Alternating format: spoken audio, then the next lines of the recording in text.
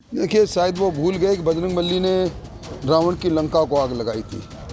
अच्छा रहे कि गहलोत साहब बजरंगबली को नहीं ललकारे तो ज़्यादा अच्छा है। कांग्रेस अपने किसी तुरमखा को मैदान में उतार ले। कांग्रेस की हालत जब अशोक गहलोत जाते हैं तो पूरी कांग्रेस पार्टी के सब लोगों को साथ लेकर जाते हैं। पिछली बार 21 छोड़ कर गए थे हमारे गिफ्ट में, इस बार 21 भी बचने वाले नहीं हैं। चेहरे बड़े, ये क्या? बीजेपी में अध्यक्ष हमारे लिए इंस्टीट्यूशन है और अध्यक्ष के साथ हम सब लोग खड़े हैं। हमारे यहाँ कोई बड़ा नहीं, हमारा संगठन बड़ा है। बीजेपी के राष्ट्रीय अध्यक्ष जेपी नड्डा की पब्लिक मीटिंग होने वाली है भरतपुर में। उसकी तैयारियों को लेकर नेता प्रतिपक्ष राज सिंह राठौड़ और state BJP chief CP Joshi आए हुए हैं। सर, क्या तैयारी हैं, कब आ रहे हैं, क्या प्रोग्राम रहेगा, कहाँ रहेगा, थोड़ा सा मेंशन करें। पूरे देश के अंदर मोदी सरकार के शानदार और जानदार 9 वर्ष पूरे होने पर लोकसभा स्तर पर बड़े कार्यकर्ताओं की बड़ी सभाएं चल रही है। उसी के नाते 29 तारीख को हमारे राष्ट्रीय अध्यक्ष जेपी नड्डा साहब भरतपुर आ रहे हैं। भरतपुर लोकसभा के प्रमुख भारतीय जनता पार्टी के कार्यकर्ता, हमारे मंडल के कार्यकर्ता, हमारे बूथ के कार्यकर्ता, उन सब कार्यकर्ताओं की बैठक लेंगे और उस बैठक के अंदर 9 वर्षों में देश जिस प्रकार बदला है, देश की तकदीर और तस्वीर दोनों बदली है, उसके बारे में कार्यकर्ताओं से चर्चा करेंगे। और चूंकि चुनावी वर्ष है और चुनाव सन्निकट है, इसलिए चुनाव की चर्चा होना तो असंभावी है ही। इसलिए ये भरतपुर ज़िले के कार्यकर्ताओं के साथ सीधा संवाद है और सिर्फ भरतपुर ज़िले के कार्यकर्ताओं के साथ। अब सारे जो विपक्षी हैं पटना में एक हो गए हैं। 16 दल बताए जा रहे हैं देश के जो एक हो रहे हैं मोदी को थामने के लिए, कितने सफल हो पाएंगे? कहीं की ईंट कहीं का रोड़ा, ये बेमेल का गठजोड़ ना पहले चला ना आगे चलेगा। कल तक कांग्रेस को ललकारने वाले लोग, जिनका जन्म ही कांग्रेस के विरोध के रूप में हुआ था, आज वो गलबाइयाँ करने की कोशिश में लगे हैं। ये टुकड़ा टुकड़ा गैंग एक हो जाए तो भी भारतीय जनता पार्टी का मुकाबला ये नहीं कर पाएगी। मतदाताओं का ध्रुवीकरण अपने हिसाब से होता है और जिनको मतदाताओं ने नकार दिया, अब वो जुड़कर ये सोचते हैं कि वो मुकाबला कर लें। भारतीय जनता पार्टी की सबसे बड़ी जीत यही है कि देश की तमाम पार्टियां जिनकी नीतियां नहीं मिलती, बेमेल नीतियां के होते हुए मजबूर है आज एक जगह पर आने पर ये गठजोड़ चलने वाला नहीं है।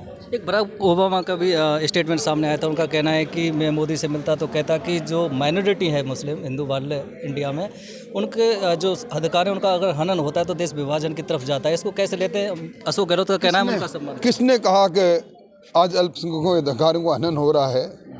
वतन परस्ती अल्पसंख्यक आज भी मोदी सरकार में बड़े खुश हैं। अनेकों योजना चली और मैं समझता हूं कि 3 तलाक जैसी कुरीति अगर किसी ने समाप्त की है तो नरेंद्र मोदी जी के शासन में समाप्त हुई है।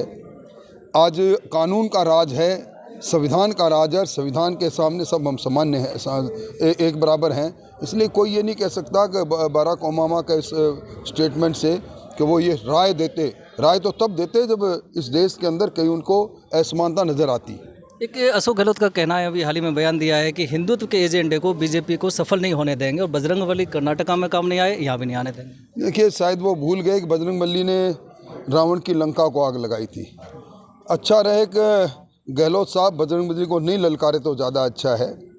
हिंदू और हिंदुत्व की विकृत परिभाषा तो उनके राजकुमार राहुल गांधी ने दी थी। आज चोले के ऊपर से जनेऊ टांगने वाले लोग जो मजबूर होकर जनेऊ टांग रहे हैं, वो हिंदू और हिंदुत्व की बात करने लगे। मैं समझता हूँ तुष्टीकरण की राजनीति जो राजस्थान में चली है उससे कोई सारे लोगों ने देखा है।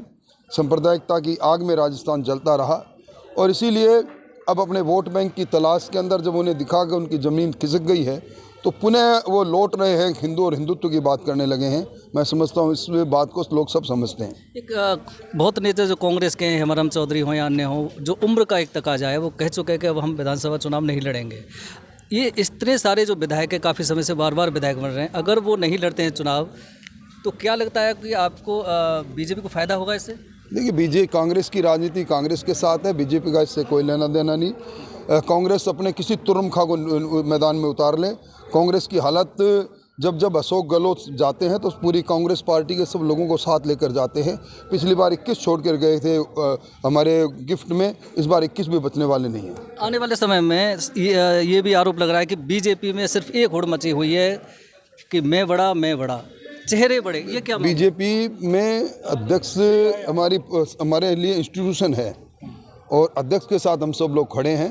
हमारे यहाँ कोई बड़ा नहीं, हमारा संगठन बड़ा है और संगठन के साथ हम सब। जेपी नड्डा की मीटिंग का कोई विशेष प्रयोजन खासकर नदवे विधानसभा में? देखिए, देश के प्रत्येक लोकसभा में बैठक हो रही है इस प्रकार की, लेकिन नदवे तो आपको लिए फ्री मिल रही है और जो जगह है विधानसभा 6 वहाँ आपको बहुत कठिन परीक्षा लेनी पड़ेगी। कोई परीक्षा नहीं, कोई चुनौती नहीं, ये सिर्फ कपोल कल्पित बातें हैं। नड्डा साहब आएंगे, कार्यकर्ताओं में सुप्रति बढ़ के जाएंगे और हम कामयाब होंगे। बिल्कुल, ये थे नेता प्रतिपक्ष राजन सिंह राठौड़, जिनका कहना है कि विपक्षी जो एकता हुई है, विपक्षी दल एक हुए हैं, उसका कहना है उनका कि भानुमति का कुनबा जोड़ा वाला वाक्यांश है, कहीं का ईंट कहीं का रोड़ा, लेकिन ये सफल नहीं हो पाएंगे। मोदी जो हवा है उसको नहीं रोक पाएंगे। कैमरामैन पीयूष दीक्षित के साथ सुरेश पौधर, भरतपुर, राजस्थान तक।